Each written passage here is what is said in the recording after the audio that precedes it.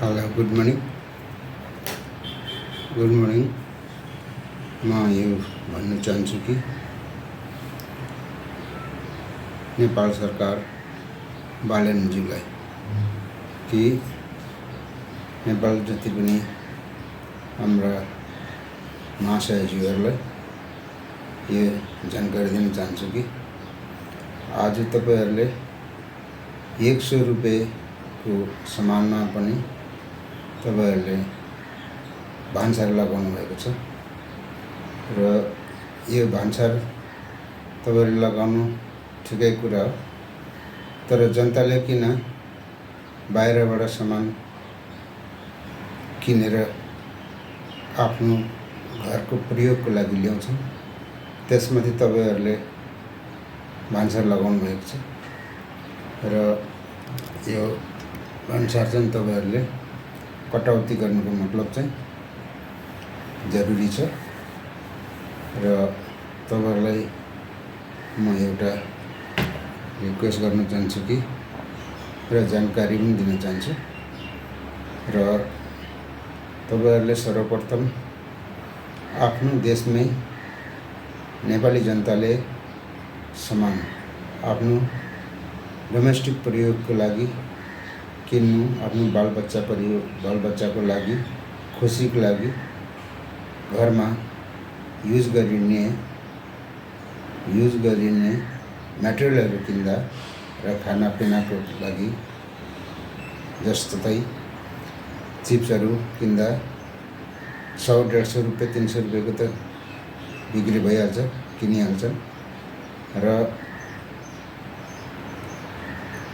बाहिर देशबाट मतलब नेपालदेखि इन्डियाबाट जति पनि सर्भिस गर्छन्, नोकरी गर्छन्, एक त पहिल्यै बात छ हाम्रो नेपालमा नोकरीको कमी छ र जागिरको कमी हुनुको कारणले नेपाली तपाईहरुको जनता जति पनि सबै इन्डियामा ज्यादातर सर्भिस गर्नेवाला छन्।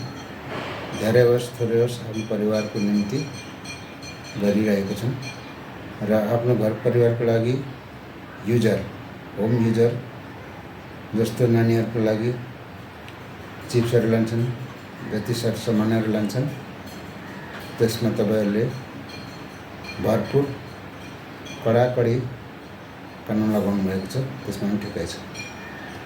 तर तपाईहरुले आफ्नो जनताले आफ्नै देशमा किन्नुको लागि तपाईहरुले हर चिजको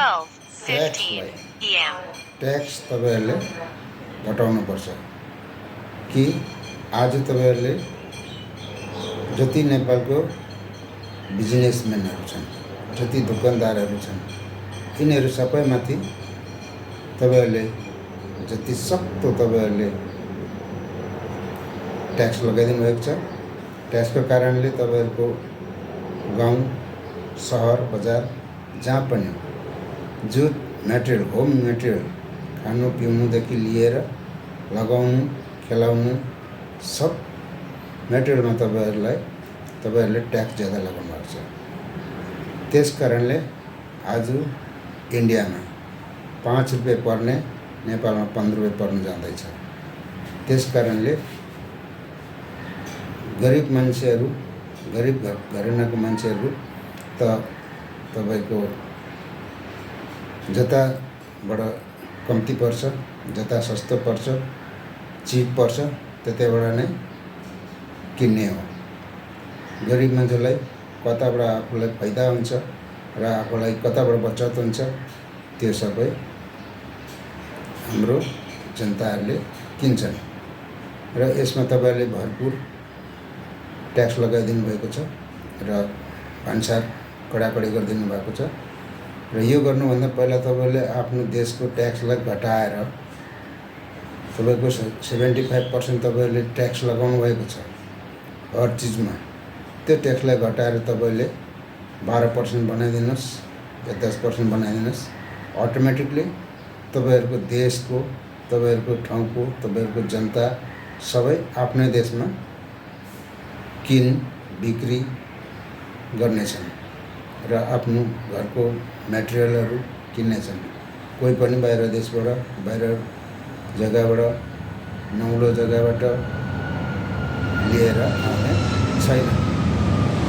र तपाईँले सर्वप्रथम ट्याक्सलाई कमी गरिदिनुहोस्।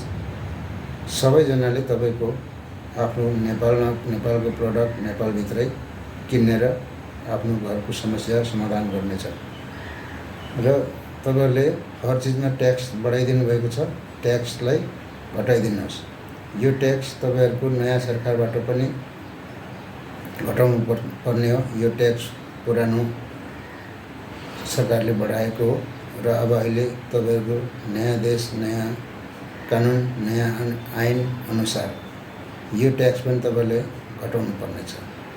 घटाएर जति पनि बिक्री गर्ने दुकानदारहरू, बिजनेसम्यानहरूलाई पनि सरल पर्न जान्छ, सजिलो पर्छ।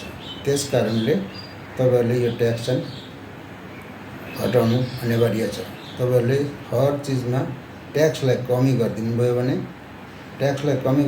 भने अलरेडी वहाँका जनताहरू विदेशबाट कोही सामान किन्नेवाला छैन। तपाईँले भन्नुभयो 100 रुपियाँको चिजमा पनि भन्सार लाग्छ। 100 रुपियाँको चिजमा भन्सार तपाईँले लगाउनु भयो, ठिकै छ, विदेशबाट आएको माल हो। तर यो चिज तपाईँहरूले यो चिज किन्नुको लागि तपाईँहरूको देशको जनता बाहिर जानु नपरोस् कि बाहिर देशबाट ल्याउनु र भित्र आफ्नो देशभित्र किन्नुमा धेरै फरक परोस्। र आफ्नो देशको प्रडक्ट आफ्नै देशबाट किनोस् जनताले। तर तपाईँहरूको किन्नु सक्दैन, किनकि तपाईँहरूले ट्याक्स भरपुर दिनुभएको छ। ट्याक्सले गर्दा महँगो भएको छ। त्यसले गर्दा जनताहरूले आफ्नो होम डोमेस्टिक र घरको समस्याहरू कोही पनि नेपालमा किनेर समाधान गर्न सकेको छैन। तपाईँले एउटा मोबाइल किन्नुभयो भने, नेपालमा किन्नुभयो भने, जस्तै इन्डियामा किन्नुभयो भने तपाईँको 10,000 पर्छ, नेपालमा तपाईँको 25,000 भन्दा कमी हुँदैन। किन यति ज्यादा छ? तपाईँहरूले ट्याक्स पुरा लगाउनु भएको छ। 75% ट्याक्स छ। 75% ट्याक्सलाई घटाइदिनुहोस् र अलरेडी त्यो सामानको दाम कमी हुन्छ र कमी हुनेको कारणले नेपालको जनताले, तपाईँहरूको जनताले आफ्नै देशमा किन्छ र आफ्नै देशमा कमाउँछ पैसा, आफ्नै देशमा किन बिक्री गर्नेछन्। र यो म सबै महाशय नेताजीहरूलाई म यो आग्रह गर्दछु कि सबै काम तपाईँले गर्नुभएको छ, राम्रो काम गर्नुभएको छ, त्यसमा तपाईँहरूलाई धन्यवाद छ र यस्तै काम तपाईँले गरिरहनुहोस् भन्नेमा आग्रह गर्दछु। तर तपाईँहरूले यो जति पनि मेटेरियल छ, मेटेरियलको दोकानदारको जति पनि चिजबिज छ, यसमा तपाईँहरूले आफ्नो ट्याक्स कम गरिदिनुहोस्। जनताहरूले अलरेडी आफ्नै देशमा किन्नेछन् र तपाईँले भान्सारमा कसिरहनु पर्ने जरुरी पर्ने छैन। र यति भन्दै म सबै जनताहरूलाई पनि धन्यवाद दिन चाहन्छु र सर्वप्रथम नेताहरू र मन्त्री महाशयज्यूहरूलाई म यो भन्न चाहन्छु, तपाईँहरूले आफ्नो देशको जति पनि चिजबिज तपाईँहरूको छ यसलाई तपाईँहरूले ट्याक्स घटाइदिनुहोस् र आफ्नो जनतालाई आफ्नै देशमा सामान किनाउनुहोस्। होम युज, डोमेस्टिक, घर बनाउने, जे पनि गर्ने, बालबच्चाको खेलौनादेखि लिएर चिप्स, भुजा, हर चिज तपाईँहरूको बाहिर देशबाट किन्नु नपरोस्। यो सबै आफ्नै देशको प्रडक्ट हो, आफ्नै देशमा किन्नु जनताले परोस्। तर तपाईँहरूले जब तक तपाईँहरूले ट्याक्सलाई तपाईँले घटाएर न्यूनतममा ल्याउनुहुन्न तबसम्म जनताले बाहिरबाटै खानुपर्नेछ र बाहिरबाटै किन्नुपर्नेछ। किन? जनता कुनै पनि तपाईँहरू जस्तो धनी र तपाईँहरू जस्तो पैसावाला हुँदैन र मानिसले, जनताले 1000 रुपियाँले पनि महिना मार्नु परिरहेको छ, 2000ले महिना मार्नु परेको छ। त्यस कारणले आफ्नो सेफ्टी र आफ्नो बचावको लागि जहाँबाट सस्तो पर्न जान्छ र आफूलाई सरल पर्छ र जनताले त्यही मुताबिकै किन्नु पर्नेछ। या त तपाईँहरूले ट्याक्स घटाउनुहुन्न भने घटाउन सक्नुहुन्न भने तपाईँहरूले यो भान्सार बन्द गर्नुहोस्। जो पहिला चलिरहेको थियो त्यस्तै चल्न दिनुहोस्। जनता त्यसैमा खुसी छ र आज जनतालाई तपाईँले त्यसरी घाँटीमा पक्रिनुहुन्छ भने भोलि जनता तपाईँबाट छुट भएर जानु पनि सक्छ र जनता बदलिनु र जनताहरूको पल्टी हुनु कोही समय लाग्ने छैन।